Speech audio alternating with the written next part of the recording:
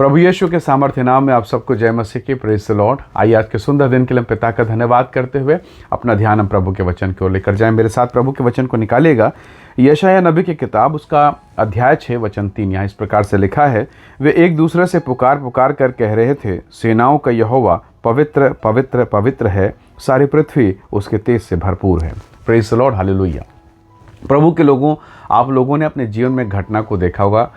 खपरेल का घर, छानी वाला, खपरा वाला जो घर होता है, कई बार आप देखते हैं कि सूर्य की रोशनी उस पतले से छोटे से छेद के द्वारा आपके कमरे में आती है, और उस धूप में, यानी उस लाइन में अगर आप देखेंगे ना, वो छोटी सी रोशनी जो आ रही है उसमें आप देखेंगे सारे कमरे में कुछ भी नहीं, बिल्कुल क्लीन है, बिल्कुल साफ सुथरा है। पर उस रोशनी में आपको धूल के छोटे छोटे कण दिखेंगे।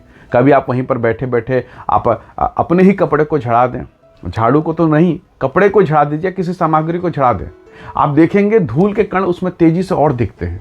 पर अगर वो सूर्य की रोशनी ना आए तो बिल्कुल कमरा पता ही नहीं चलता।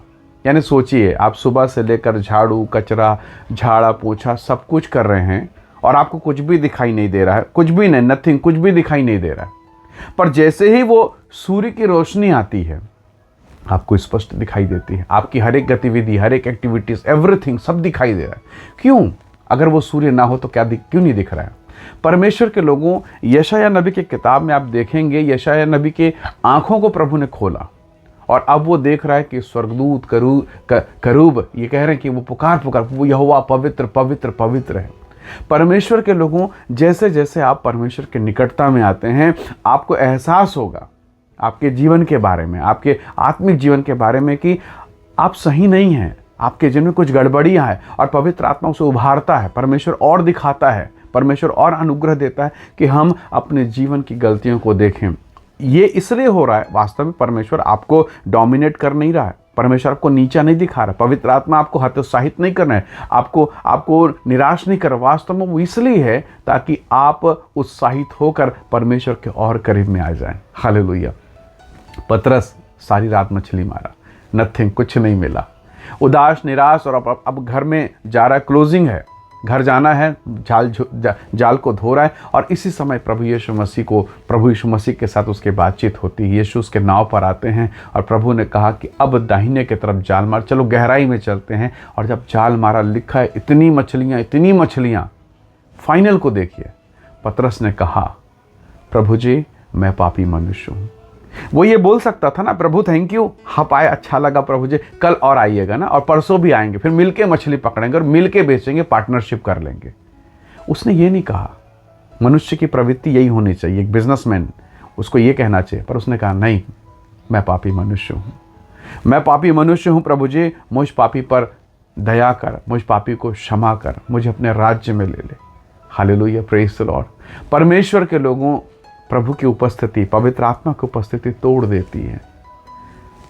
शिमोन फरीसी, प्रभु यीशु मसीह के 12 शिष्य बढ़िया बैठ के भोजन कर रहे हैं, बहुत अच्छा आनंद है, सब खुश हैं। खाने के समय कोई रोता है क्या? कोई शोक होता है क्या? नहीं। पर वहाँ एक महिला है जो पाप में जीवन बिताने वाली, शरीर में आनंद ढूंढने वाली, जब वो वहाँ पहुँची, वो यीशु की उपस्थिति में इतनी टूट गई, उसके आँखों से आंसू के धार बहने लगी, इतनी कि यीशु के पाँव को उसने अपने आंसू से धो लिया। पवित्र आत्मा की उपस्थिति आपको तोड़ देता है, आपको मजबूत कर देता है, उसकी हुजूरी के लायक बना देता है। यशायाह कहता है, मैं अशुद्ध होंठ वाला मनुष्य हूँ प्रभु। ऐसा नहीं कि उसने पहले भविष्यवाणी नहीं की। आप देखिए आप परमेश्वर के वचन में 6 अध्याय से पहले भी यशायाह भविष्यवाणी कर रहा है, पर अब भविष्यवाणी का नज़रिया बदल गया, उसके वरदानों का आयाम बदल गया। Praise the Lord, hallelujah.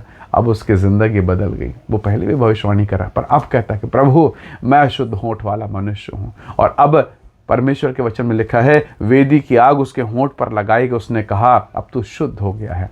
अब 7वें अध्याय के 14 में कहता है, देखो एक कुमारी गर्भवती होगी, पुत्र जनेगी, इम्मानुएल उसका नाम रखा जाएगा। अब उसके वरदान में और निखार आ चुका है और अभिषेक का गाढ़ापन दिखाई दे रहा है। हालेलुया।